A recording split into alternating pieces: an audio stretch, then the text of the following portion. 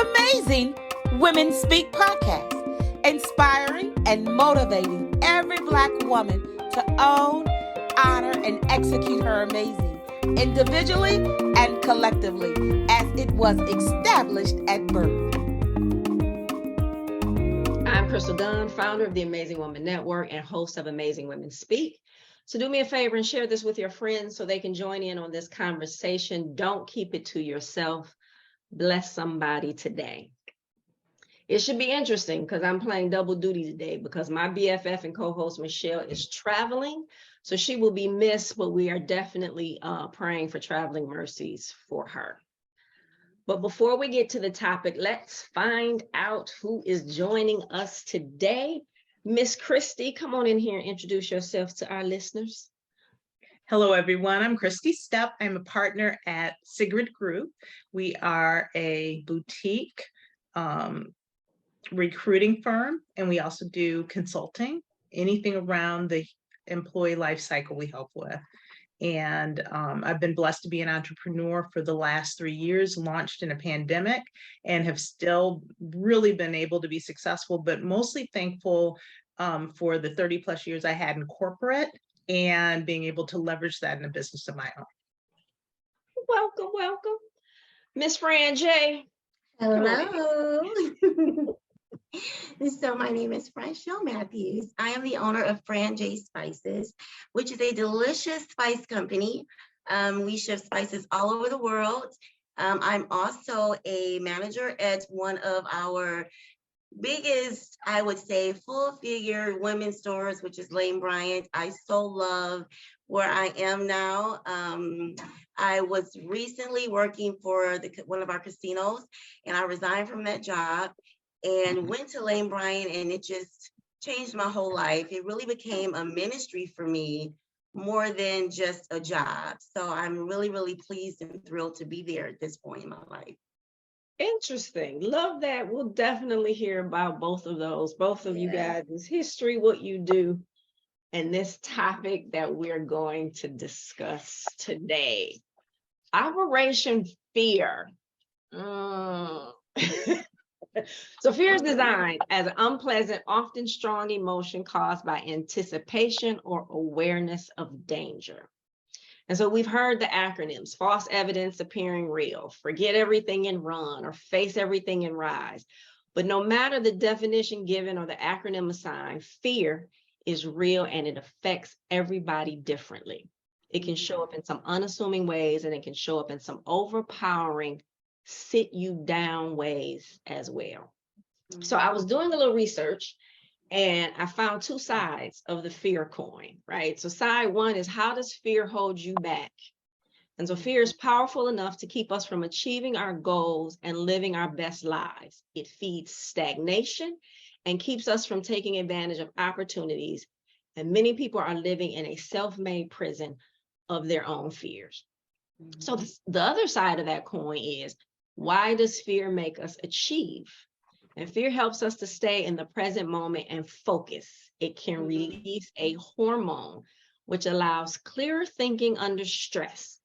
You can harness your fear to get you to focus on whatever you work or planning that needs to be done. So Kristi, when did you know it was fear and how was it impacting you? That is a very interesting question because, and especially what you shared about fear motivating you, because the feedback that I've gotten over my life has been, wow, you get things done, you set your goals, you knock them out. How do you do that? But it took me a while to realize that much of the drive that I had was formed very early in my life. So in our house, we always did things, but not necessarily out of a positive driver. It was, in our home, we don't go to sleep with the kitchen dirty. Because the people who don't keep their house clean have all types of pests. So you will clean the kitchen before you go to bed. We don't leave something on the stairs. because your grandmother might trip and fall down the stairs and hurt herself. So a lot of those messages around something that could happen that would be negative was the driver. So it's interesting how that voice, the voice of my family, especially my mother, my grandmother, my aunt, my grandfather, my dad, hearing those messages would change even as I got older. So it was the kitchen. Then it became, don't go into work and embarrass us. You may be the only Black woman there, so you must be perfect.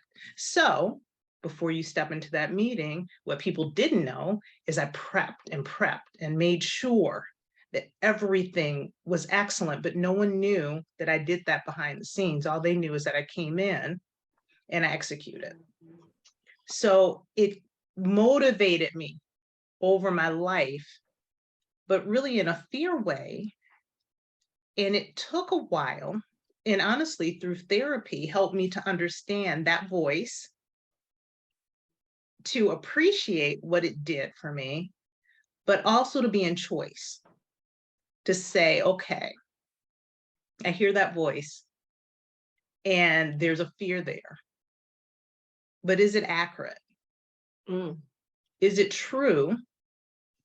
And allowed me to get off the cycle of I'm prepping and prepping. I have an alternative and a plan B and a plan C just in case, and to step back and to be in the moment, because a lot of that drives anxiety. You get so future focused and contingency, and let's make sure we have an extra bank account over here for this, and let's make sure we get extra education, and let's make sure we do, and creating all those things. Mind you, they made me very successful, but there was not always joy in the process. So you touched on a lot that we're definitely going to come back to, because one of those questions that you posed was, is the voice accurate? So we definitely want to come back and touch on that. Miss Fran J. Yes. When did you know it was fear, and how did it impact you? It took me a long time to realize I was operating in fear. Again, as Kristi stated, a lot of things that I was doing, I was thinking I was being successful at, but really it was just a fear-based move to show others that I could be successful. It really wasn't ever for me.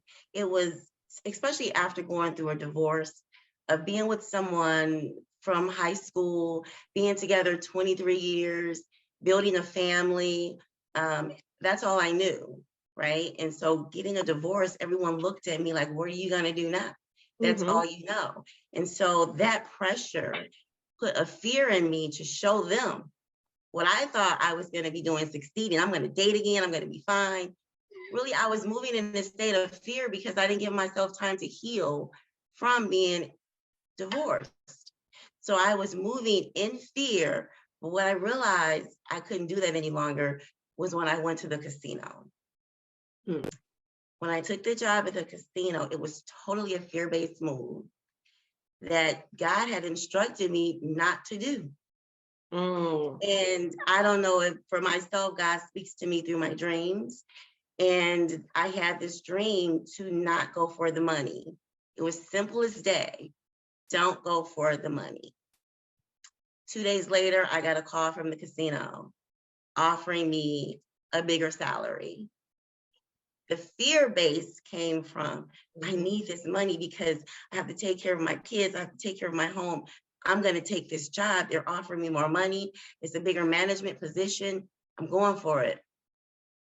Fear put me in a position to become stressful, have panic attacks, tons of anxiety. I went to work every day sad, crying. It was the worst decision. And so I knew then that's not where God had planted me.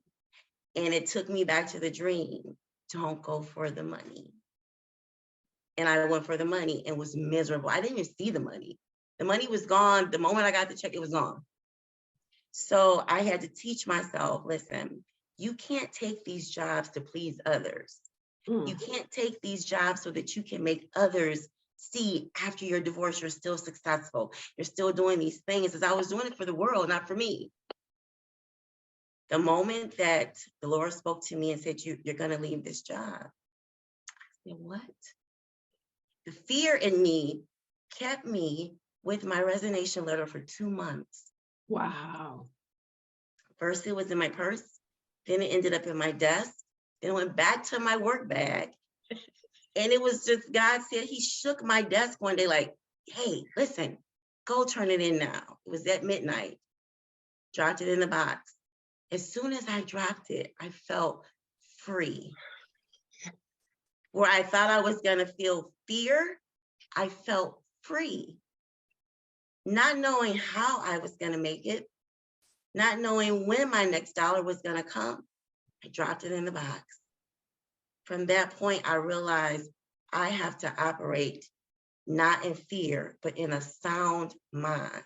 Because God does not give us the spirit of fear. When I tell you my life changed after that, I started selling dinners. People didn't know that I was doing tasting plates because I wasn't working. I didn't share with anyone that I had resigned from my job until maybe a year and a half after, because I didn't want people to plant more fear in me. When I started sharing with people, I think I'm going to leave my job. Are you crazy? Oh, yeah. You're going to leave yourself? That's ridiculous. So I kept it to myself, but then keeping it to myself also isolated me because I didn't have anybody to talk to, because everyone was afraid of if I was to say I left my job. So I had to operate in total faith and not fear. So that's when I realized that I was operating in fear, was at the casino. So you all hit like both sides of that coin so many times that it's so. Kristi, so was the voice accurate in your head? I think a lot of times the voice is not accurate. There's always a thread of truth. There's always a thread of truth, yet it's in that swinging to the negative that drives me to say, I'm really tired. I don't feel like doing one more thing. But that fear of, if you don't, and I'll give you an example, it will sound very silly now, but at the time it was powerful. There was a time when I was working in corporate where I felt on a Sunday, if the house was not completely clean, food prepped, clothes clean, and hung up, and everything just right, I was gonna have a terrible week. So I had to either have a Saturday or a Sunday. I would not do things so that everything could be just right. And it was a self-fulfilling prophecy. If, something didn't get washed, would my week really have been bad? Right. Maybe not. Maybe I would have been a little frustrated. But at that point, I was so tightly wound that I could not imagine allowing any of those pieces to fall. So the thread of truth can be there, but it's the piece that pushes us to perfection, that pushes us to the standard that really is not sustainable. It's not sustainable.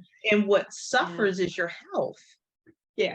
And I can just think of times when I was just tired, anxious. But if you saw me from the outside, you'd never know.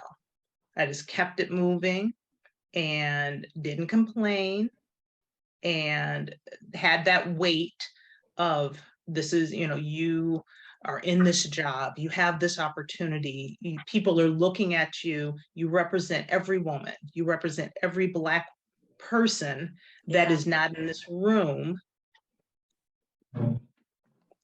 So you've got to keep it, you cannot let anything fall. And that really goes back to how this Amazing Women Speak even started with the bullshit bar, the ever, the unattainable, ever moving, self-hate evoking bullshit bar that wasn't designed for us, but then we also go back and say, and put that bar on ourselves, right? To try to reach this perfection, to try to do this, to try to do this. You were very, very successful in corporate America, very successful. But how happy were you? And that's a good question. And it's interesting because there were times when in my career where I loved my job, but I made it harder than it had to be. I loved it, but it didn't take all of that. And it allowed me to have some amazing experiences. I lived in Singapore for 3 years. My whole family went. My kids got exposed to all types of amazing things through that experience. And I loved living in Asia. I loved most aspects of my job, but I made it harder than it needed to be. I'll give you an example of something that I look back on, and I didn't have to do it, but I traveled a lot and I wanted to see my kids. So I needed to go to Japan. So I was flying from Singapore to Japan, but I needed to get back to see my son's game. So I flew to Japan, worked, showered in the airport, slept in a little pod until it was time for my flight, and got back and flew back. It was absolutely exhausting, but I was at that game. Right. So, and it was because I was like, my kids didn't sign up for me missing this. I still need to be present. And it's in that intensity of being overscheduled. I look back, I could have scheduled the meeting another time. Right. Yeah. But I had made it so urgent. And others bought into it. And they were like, well, she can handle it. And so we create this whole thing that just the strong woman, the independent woman, I can do it all, the superwoman, and when does enough become enough? If you are listening, join us. We want to hear from you. Drop your comments so that we can bring them, or questions so that we can bring them into this conversation. We have been conditioned, and it is, as that Black woman, we have to do twice as much, be 3 or 4 times as better. And I always go back to what Tony Stovall said when he said, sometimes, we think that others are creating this bar for us. So like non-Blacks, they're creating this bar for us, when a lot of times they aren't even thinking about us, right? And it's us going in and saying, oh, we got to do this, oh, we have to do that, oh, and like you said, you could have rescheduled the meeting and it would have been fine. You still would have accomplished what you needed to accomplish. But it's that we have to, that superwoman, strong Black woman moniker that I always say, please don't call me that. I don't want to be it. I don't accept it. I'm returning that back to sender. No. So Fran. Yeah. Casino job, you were unhappy rather. Unhappy. You kept your letter of resignation for 2 months before, and you dropped it in a box. So you didn't even have to hand it to somebody. I didn't. And yet you still were disobedient, because I promise you it's not a conversation that we don't have on here where we talk about obedience. And you were still, for the second time, because God told you not to take the job in the first place. Exactly. Now it's telling you to leave, and you're still being disobedient. When was enough for you to say, you know what, let me just drop this in this drop box and let the chips fall where they may? It was, do you guys remember when we had that really, really bad rainstorm where the city flooded? It was that night. Oh, wow. I was off work at 3 a.m. At that time, I didn't have a car, so I was Ubering. There was no Ubers, no cabs, no lifts. I'm standing outside, pouring rain. I mean, in just horrible conditions. And no one could come get me because the freeways were flooded. I said, okay, Lord, I'm done. This is it. I can't do this anymore. Like, this is ridiculous. And so it was in that moment of me standing outside at 3 a.m., stranded in pouring rain, that I knew this was not the way. This was not my life. I'm not claiming it. It's over. It's done. Father, forgive me. And I did what I needed to do. And clearly God will step in and say, okay, this person is just really being hard-headed. Let me just make it so that they have to go the way that I'm directing. Oh, yeah. I mean, there were so many times that God was trying to get my attention. I shared a little bit on Facebook. It probably, I'm going to say 4 or 5 years ago, I went into cardiac arrest and died. And my daughter was there with me. I got really sick, stressed, and all these other things were happening to me. Passed out at home, got rushed to the hospital, felt better. Next thing I know, I wanted to use the ladies' room and I passed out. My daughter said, Ma, they called the cold blue on you. This doctor came, picked you up, threw you on this other bed, sat on top of you, was banging on your chest, rushed you to a room. A nurse rushed me away. I still didn't wake up after that. Wow. Like mentally, I woke up with defibrillators coming down on me. Okay. And the next few days, stayed some time in the hospital, got up and went right back to life, not letting that sink in. So God had been trying to get my attention for a long time. A long time. We've been conditioned, but to just keep going. Just keep going. And I think we've been conditioned, but I also think, or I'm starting to think, that the majority of the conditioning is us, on us. Yeah. Oh, yeah. Right? It's us. Oh, yeah. Us. So, Kristi, where's the balance? When did you start to balance that thing out and say, you know what, I can't keep going like this. I still want to be successful. I still want to, but how did you start to balance it out? Or did you start to balance it out? So I will say, I also went through a divorce, and therapy helped me a lot with understanding these patterns and to be aware of them. So at first, I would catch myself after I did it. I'd catch myself and I was like, okay, here you're doing it again. And it allowed me to at least be aware, because you can't do something you're not aware of. Right. And I had to also work on ego, because there was a part that was being celebrated for being like that, admired. So I had to work on that. And I think the biggest thing that has helped me to gain balance, honestly, has been becoming an entrepreneur, because there's also a story you tell yourself. There's a story you tell yourself. And, I had some amazing jobs, and they were, senior positions in very large organizations.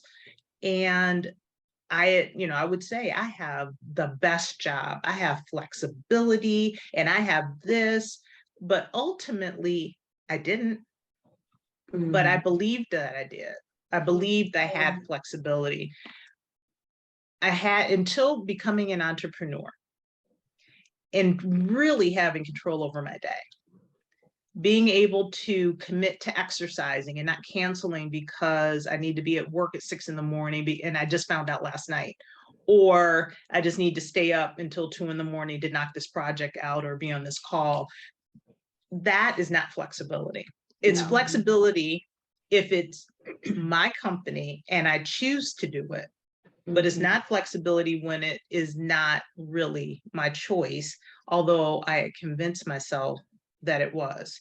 So from a mindset, I'm so much better now because I really do prioritize me in a way that I don't know I could have if I didn't have a break from the 30 years of corporate and the beliefs that were foundational that allowed me to be successful. And you have to, and I'll just add this too. My models were other women, and many of those women were not mothers, were not married, and or let's just be very honest, we're in very difficult situations with a spouse, very difficult situation with children, and not really sharing those types of things with others. So once again, they looked bright, polished, glossy, successful, yet behind the curtain, there was a lot going on. And it was, so those were the women who were my models. And they were like, this is, you know, how you do it. So you follow it. You don't know anything different. It's interesting how we follow something and we don't know the backstory of it, but yet we wind up mirroring that very backstory anyway. How many times did either of you sit in a car in tears, like, I got to do this again, or I can't do this again? Like, how many times? Yeah, often. Often. But then you do it again. Right. You know, but then you do it again because it's such a habit, it's a ritual that you say, I can't do it, but then you do it again. And so I know for myself, I had to do a lot of self-development. It took a long, long time for me to recognize what I was doing to myself out of habit. And a lot of times we don't see that we are the cause of our own afflictions as women. We don't see that because it's just something that we do as habit. As you've seen this and as you've gone through it, right? How do you then pour into Black women that come in contact with you, either that you supervise, or how do you instill in them not to put that cape on every day, that it's okay to not put that cape on? How I live my life now. I let them see me make mistakes. I let them see me say, I'm sorry. You know, I let them see that I'm not perfect, you know, and I allow them to feel comfortable sharing with me, knowing that it's not going anywhere, what they share with me. Like I said, it's become a whole ministry, even with women twice my age that come in there, and we're in the fitting rooms, feeding them for bras after they've survived breast cancer. And I didn't know that this was gonna be here, like this is where I was gonna be, but oh, Lord, my phone died. But we can still hear you. I think I'm dying, hold on. So Kristi, how do you do it? How do you pour back into other women, other Black women at this point, so that they can take the cape off sometimes? Well, it's interesting because you know me, and I am very much around being competent and confident, and I don't like doing things unless I have something behind me. So I actually became a certified coach. So I went through a lot of courses to be able to make sure I had the certification. And honestly, in order to be a great coach, you have to be able to be coachable. Yes. So I have been coached and continue to have that so that I have the ability to coach others. And a lot of it is just in powerful questioning. So a lot of what I discovered about me came from powerful questions. And I can remember sitting with you, Crystal, And you asked me some very powerful questions about my life, about my marriage, about what I was doing. And those powerful questions are like seeds. Mm-hmm. And they grow. Or I would say they're like a pebble in your shoe.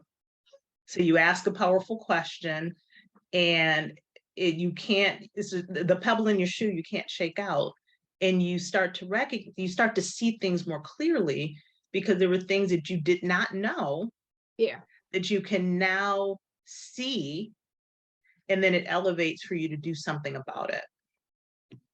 And I think that goes back to having, we always talk about check your tribe. You have to have people around you that genuinely care. And Franchelle, you are on mute.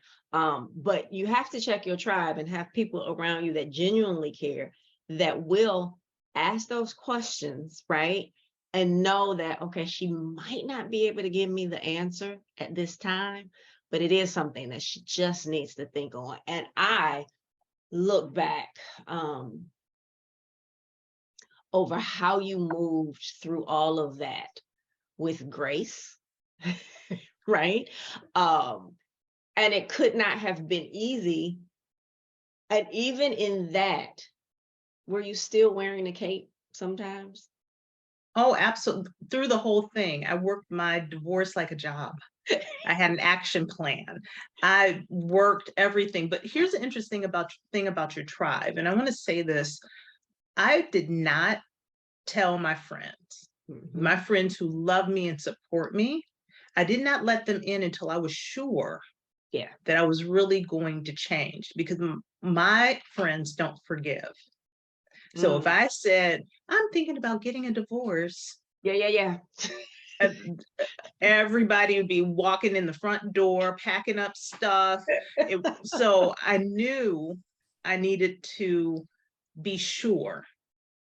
And that's in many aspects of my life. I have an amazing network of women. I have some women who have been friends 30, 40, 45 plus years and have been with me. But people can't help you if they don't know. They cannot. And we also too have to be very, very careful on who we share things with, because they could be speaking out of their own fear. Like Fran, you talked about wanting to leave and not being able to tell people that you quit your job because of you're on mute. Can you come off mute? But how long was it after the resignation? We're going to call it the Great Resignation. And for some reason, you are still on mute. That, Fran, that you started to tell people, no, you're still there. You go. She is. I'll figure it out. Right. So how long after the resignation did you, because I know you said you told some people and they were like, oh no, you can't. Yeah. How long did you just say, you know what, everyone gets to know? Or did that ever happen? It was about a year and a half that everyone then knew.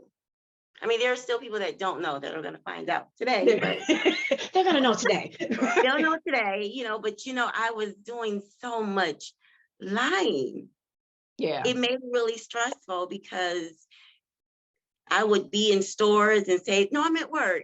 How are you at work? I hear them saying in aisle 7, there's.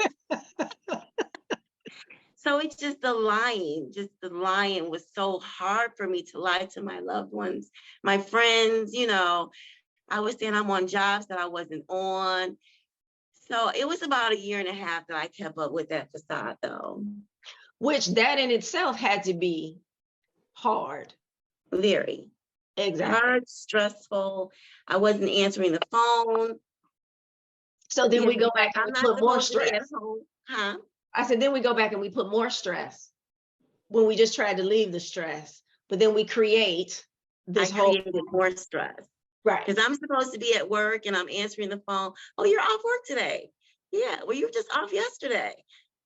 Well, yeah, I got 3 days off this week. So it was like one lie led to another, led to another.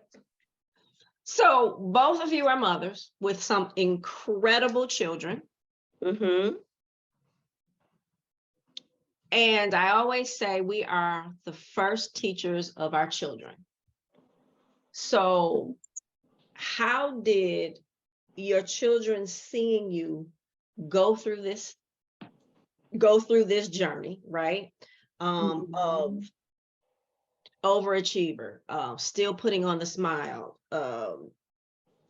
How did that impact them growing up? And then now that they are older, how does it impact them? And then what do you tell them? Either one can jump in. I'll go. So it's very interesting because my kids are 7 years apart. So they are very close, but they basically live two different types of lives, even though because of the age, because of what they were seeing and the maturity. So for my son, he sees a calmer, more relaxed, more balanced, more thoughtful and open person. And he tells me. Nice. For my daughter, she sees someone who's more present. And it's interesting, you think about love languages. So not only am I goal-oriented, hopefully more positively goal-oriented than fear-based now. Yeah, but I still like to I like my stuff to be knocked out. So let's just be clear there. Yeah. And that'll, and it lines up with my love language, which is acts of service. But that's not how everybody feels love. My kids like quality time. They don't care if the house is a mess. They don't care if the kitchen is clean. Sit here and let's sit down and let's do something that is quality, that's focused on me. And that I have to talk to myself to say this too is love. This is important. And once I do it, I love it. But I have to break out of the cycle of I must be doing in order to express love. And recognizing, like you have to recognize you and your, like you talked about earlier, your patterns, those things that you do. And has it become easier for you? It is, but I'll just make it so I schedule it. I know. So my daughter and I go see, she loves musical theater. So we go to the Fisher Theater and we see musicals together. And it's just a wonderful experience, but it's scheduled and it's carved out. It's carved out on my calendar. I carve out time on my calendar to work out. And you have to ask me permission for that time. I carve out time for lunch. And I can remember being getting up before the sun came up, going to work, running out the door with a coffee, and not eating lunch, and maybe not having a snack, but drinking coffee all day, looking up, maybe getting home 6, 7. And that was my, I had a meal because I knew I had to take care of people who needed to eat. And then therefore I ate versus I needed to take care of myself. Yeah, and Mia said, it's okay that it's scheduled. And literally last week's show was about motherhood, right? And the two guests on there, I mean, like we literally were encouraging them to schedule the time. And so, I think it's important because if you don't schedule your me time, that time to take care of yourself, and you don't schedule that time with the loved ones, everything else runs your calendar. Absolutely. Right? Everything else runs your calendar. And then that will have a negative impact on not only your life, but the life of your children and the life of your loved ones. Franchelle, how did it impact your children? Well, I think for my son, because he still lives with me, the house became more peaceful. It did. It just became what it was like for him prior to all of the things that took place in my life that he had to endure because he was with me. For my daughter, she tells me all the time, she's like, you got your color back for some reason. Like, you just look different, Ma. You just feel different, which I didn't know that I looked any different. And I didn't know that I was making her feel like I was different. Mm-hmm. But to hear the things from your children, the things that they say, is how I know that my life's changed, because their life is changing from the effects of what I'm doing in my life. So any regrets for the changes that you made, the resignation, the entrepreneurship? No, Either of you. Any regrets? no. I regret that I didn't do what I did sooner. Yeah. I wish that I would have been as strong as I am now then, because then where I am now could have happened 4 years ago. Well, I'm gonna say give yourself some grace on that, because we all have a journey to go through. Yeah. Right. Yeah. And I'm a firm believer in nothing happens until the exact moment that it's supposed to happen. Exactly. That appointed time. Yeah. And so we don't understand, like, okay, well, did I have to have the cardiac arrest? Did I have to have? Well, yeah, because you had it, right? Yeah. So give yourself some grace on that, because the other part of that is maybe you weren't ready 4 years ago. Oh yeah, no, I wasn't. Right. And for the journey that you're walking into now, you weren't ready for that 4 years ago. I often look at what's happening in my life now, and I'm like, even though some of the things that are happening, I wrote them, they were given to me 4 or 5 years ago, but 4 or 5 years ago, I couldn't do what I'm doing now. I couldn't do it. I wasn't there. There were some things I needed to learn about me and other things. So give yourself some grace on that. Kristi, any regrets? No, and I would just build on what you just shared. Everything in its perfect timing. There are things that I can do in my business that I would not be able to do if I hadn't worked 30 plus years in corporate. There are things that I am confident and competent in my work because of that fear, because that meant that I worked harder. I refined, I practiced, I got certifications, I asked for feedback. I was constantly in this place of how can I be better? There, in this place of, if there were 2 people up for the job, are the things on my resume going to get me what I want? If will this experience make my kids' lives better? So all of those things have me to a point now where I almost feel like there's just so much that's transferable. I'm in a really great space. You can always learn, but I have a very solid foundation, and it's from all of those experiences. And it's interesting too, because people give you feedback and you take it, but you can only take so much of it. So I remember I reported to a woman who was very pivotal in my career, and we were very similar in the fact that she had a difficult marriage, and she had, children, and she was also very successful in the workplace. And I remember once she said, I want to give you some feedback. She was like, you intimidate your peers.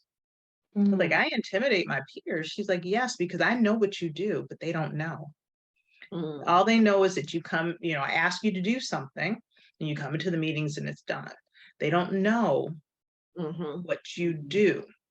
So if you would reveal some of that, it would probably help your peer relationships. Wow. Interesting. And it's like, I thought my peer relationships were great. Wow. Thank you for the feedback. But was she accurate? I think, yes, absolutely. Once I started to partner more and to sit with people and show them how So if we're gonna, let's just open up the laptop. Here's what I do. You go over, do this piece. They're like, oh, I didn't know you did all of that. Mhm. Yeah. Yeah. Because they didn't, but those are still the things, that extra work Mhm. are the things that make me not have to work as hard now. Yeah. So That's good. I had a conversation with a really good friend of mine who is also an entrepreneur, and we talked about her business, or one of her businesses currently, and she said something that stuck with me. And as I build out this this nonprofit that I'm building out, because I ran one very similar some years ago, and her thing was what she didn't like about the history, the jobs that she had that related to this, she didn't bring them into this company. And so as I build out this company that I'm building out now, it's like what I didn't like about previous things and jobs and even the similar company that I ran, I'm not putting and I'm not bringing into this one. And what I thought should have been in those, I'm making sure that they're in this one. How much of what you learned and what you did not like do you now bring into what you're doing and in your companies now? Okay. So one of the best things that could have happened for me was for me to launch with a business partner. And he is an amazing business partner because he loves to do the stuff I don't enjoy doing. He loves it. And it's interesting because can I do those things? Absolutely, but they're against my grain and they feel like heavy lifting. And he's like, oh, I got it. And vice versa. Yeah. So, and I think the other interesting thing about having a partner in a business when you're starting is it makes you accountable. We meet every Monday to go over every aspect of the business. We talk about what success looks like for the week, what was success last week, how are we on our quarterly goals, but we also provide each other with some grace. Right. So it's a kinder, gentler environment, yet we get stuff done. And he will say, you know what, I'll do this. Can you do this? Or he'll say, I have an idea. He'll like send me a text. And I'm like, okay, let me think on it. And by the time we get together, I'm like, okay, yeah, you're right. We should do that. But there's no way we could have had the type of success that we've had in our business if it wasn't for that relationship and bringing others into the business who are like-minded, especially more so, less about competency at this point and more about values. How do you treat people? What do you those core values? Are you trying to have fun as you work? Yeah. Are you accountable? All of these things that I think are more cultural. We're creating the culture that we want, yet if I have to, I can do some things. And there's some research out there that really says if you can at least have 20% of what you love to do, you can get the rest of the stuff done. Just schedule it early in the morning when you're fresh and knock that stuff out. And then you can get to do the things you love. I would probably say I get to do about 80% of what I love every single day. And that was not always the case. That was not always the case. Yeah. But I did, and I'll say this too. We hire stuff out. Yeah. So we don't try to be the experts in every area. So we know what we're good at, but we have a lot of trusted advisors that we pay to help us. Which is important. And it keeps you from burnout. Fran, what do you do different from when you were at the casino? I don't know if I do anything differently. At the casino, I just couldn't be myself. I had to be very stern. I couldn't show compassion. Being in that position, you just had to be in a position of authority at all times. So there wasn't really building of any relationships, having that genuine rapport with your employees. It wasn't there. They didn't want you to cross barriers that way, if you will. But where I am now, I know that I'm bringing a sense of joy, happiness, patience, just showing the team how it's okay to have patience with people. It's okay to have patience with the customers that are coming in that may have 12 transactions at one time they want you to solve. So don't get upset, because my thing is they're coming to us. We always have to be ready to serve, because we don't know what they're going through in their lives. When we walk in the store, we have to be the piece that they may need. And so just being able to spread that throughout the business, it has made our sales goals, just go through the roof, because the team now is feeling motivated and they feel a sense of peace that I know going in they didn't have, for sure. Love it. And it's part of the journey. And Mia says that journey gives you staying power, right? Yeah.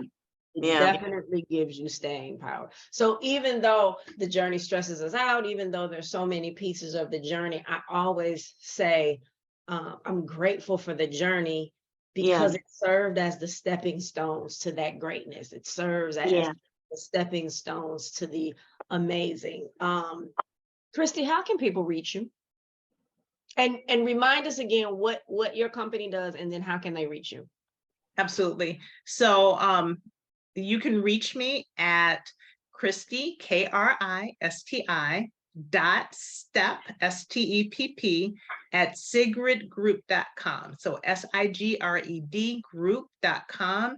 Our company is a boutique leadership advisory and recruiting company. So we help companies have, I would call it world-class HR strategy support to find and keep the best talent and create the culture where they can retain their best employees.